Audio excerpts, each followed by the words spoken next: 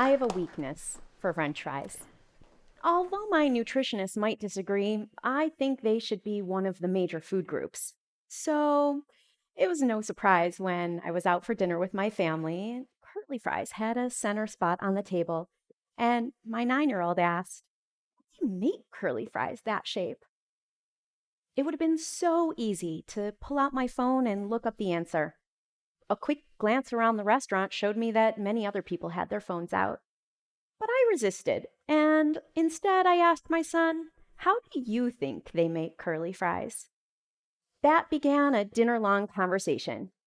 First, we brainstormed, listing as many ideas that we could think of that it might be possible to take a solid potato and turn it into a springy, curly, mouth-watering French fry. Our ideas ranged from logical to ludicrous, like use a knife to hand-carve the shape, or put the potato inside a box left on our planet by aliens and press the button labeled curly fries. After we had gathered lots of ideas, we discussed what might work for a restaurant and why. Eventually, we did turn to the internet and research, but not before we had practiced finding a solution ourselves.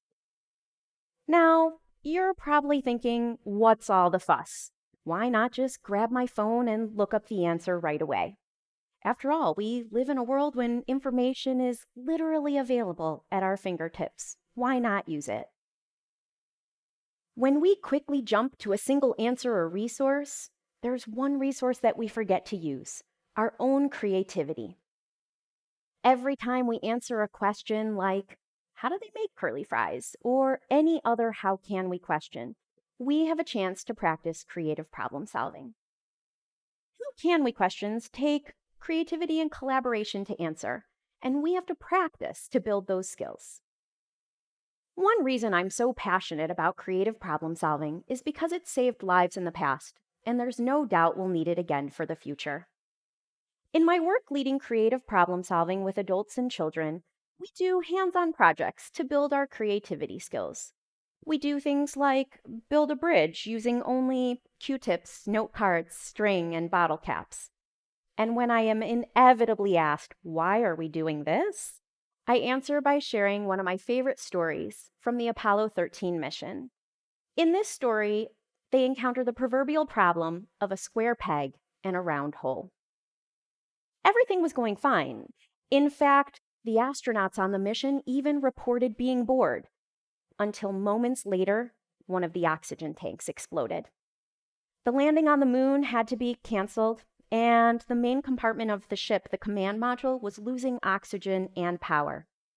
The astronauts had to move into the smaller lunar module, which was not designed to hold so many astronauts for as long as they needed to be there. CO2 was rising to near dangerous levels, and they needed to change the air filters. But unfortunately, the only filters they had on board were square filters for a different part of the ship, and the lunar module needed round filters. In my favorite scene from the movie about Apollo 13, an engineer on the ground says to his team, "Using this cardboard box of stuff, how can we make a square filter that will fit in a round hole?" The engineers used only what the astronauts had on board to design this adapted air filter. They used things like the cover of the flight manual, a sock, a hose from an air suit, and, of course, duct tape. The astronauts were successful in following these very unusual instructions, and that filter saved their lives. There's no doubt that "how can we" can be a life-changing, or in this case, life-saving question, but it can also be an everyday sort of question too. How many times have you gotten stuck in a rut trying to find a restaurant to eat at for dinner? Or have you ever struggled to find a solution to a customer's need?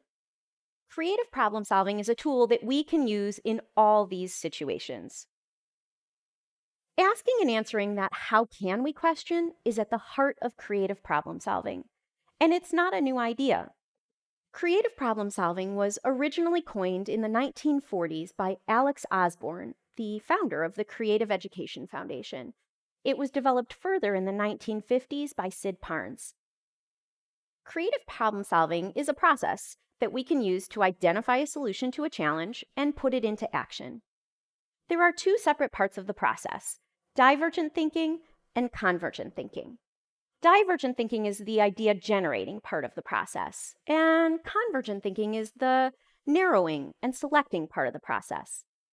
For creative problem solving to be at its best, these two parts have to remain separate. Picture a funnel with a valve on the bottom. First, we fill that funnel with as many ideas as possible, and then later, in a separate step of the process, we open the valve and we weigh the ideas against our criteria to see what's the best fit. And we never know when we'll need creative problem solving until we need it. So, like an athlete stretches to stay limber or an astronaut trains for a mission, we need to practice. There are lots of tools we can use to generate ideas. Morph matrix, scamper, force fitting. Now, that might sound like a lot of mumbo jumbo, but don't worry, you don't need fancy methods to get the creativity flowing. Let's talk about a method that I'm sure you already know about: brainstorming. It's really easy to be a creative problem solver using these 5 simple steps to brainstorming. Lots of ideas. The main goal of brainstorming is to generate lots of ideas. But how many is a lot? Well, of course, that depends on your situation. Sometimes you might say 20. Other times you might say 50. Are you generating the ideas in 1 minute or over several days? The best rule of thumb is that you make sure that the list of ideas that you've generated feels like a lot of ideas to you. The more ideas you have in your list, the better chance you'll have of finding a good fit later when you filter. Wild and crazy. This is the part that most people already associate with brainstorming. No idea is too big, too little, or too strange. Remember our alien curly fry box? If your idea makes people think, "I never would have thought of that," then you're on the right track. Of course, not every idea has to be wild and crazy. A balance works really well. Headlines only. When we're brainstorming, we don't need fully fleshed out ideas. In fact, this can actually take us away from our main goal of generating lots of ideas. The more time we spend on any one single idea, the less ideas we'll be able to put on our list overall. Let's say your idea is to use a block. Instead of saying, "Let's use a block that's rectangular in shape, 4 inches wide, made out of blue wood with metal trim around the edges," just say, "Let's use a block." Piggybacking. Piggybacking is another useful tool for brainstorming. Let's talk about racing for a moment. Have you ever seen race cars speeding along the track at speeds approaching 200 miles per hour, practically bumper to bumper? It looks crazy, right? Well, science says it's not. Assuming you're a skilled race car driver, that is. See the car alone? It has forces on both the front and the back, slowing it down. Now look at the cars all together.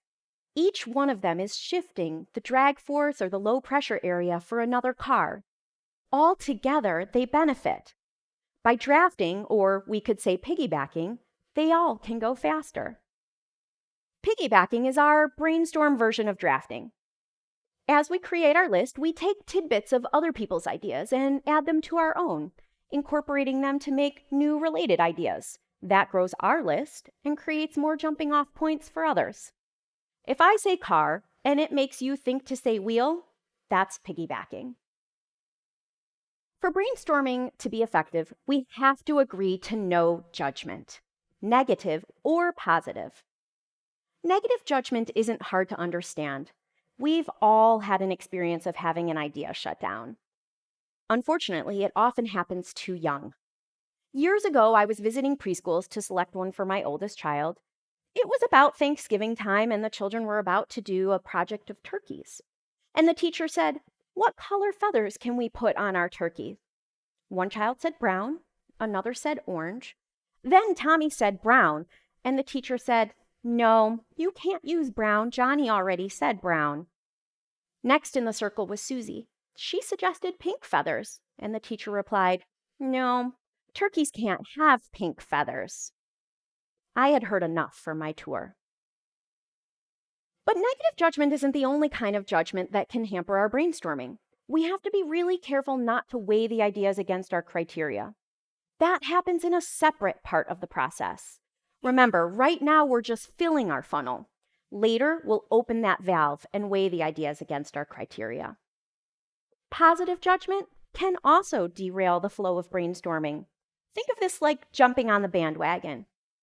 During brainstorming, we want as many divergent ideas as possible, not all heading down the same path. I have a brainstorm challenge for you. Let's see how many ideas we can generate all together in 60 seconds. In a moment, I'm going to pose a question, and I'd like you in the audience to shout out answers. So, for example, if I ask, how can an elephant fly? You might say, on a cargo plane, or with big ears, or give him a magic feather. Remember, we want lots of ideas. It's okay to be wild and crazy. Answer in headlines only and piggyback on what other people have said. Are you ready? Yeah. Here's your question. How can you cross an ocean? Fly. Swim. Boat. Jetpack. Swim. Tightrope. Really long tightrope. Swim. Freeze the ocean. Airplane. Car wheels. Ride a dolphin. Ride a dolphin. Become a whale. Drink the ocean. Swim walking boats. Ride a whale. Thank you for participating. That was amazing. Every day, we approach different kinds of problems. Large, small, in our work, in our personal lives. By practicing how can we questions, we can become more resilient, flexible, and creative in our way of answering them.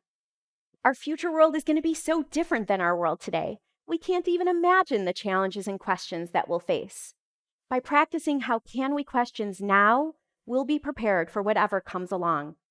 Someday, when I'm on a ship to Mars, I want to know there's a group of creative problem solvers waiting to build a square peg for a round hole when I need one.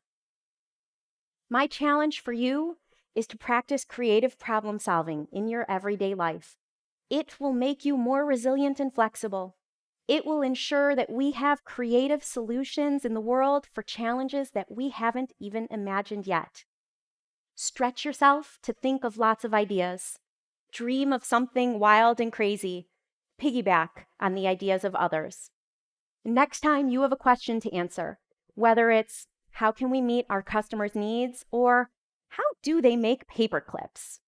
I hope you'll pause for a moment before jumping to a single answer and first practice being a creative problem solver. Thank you.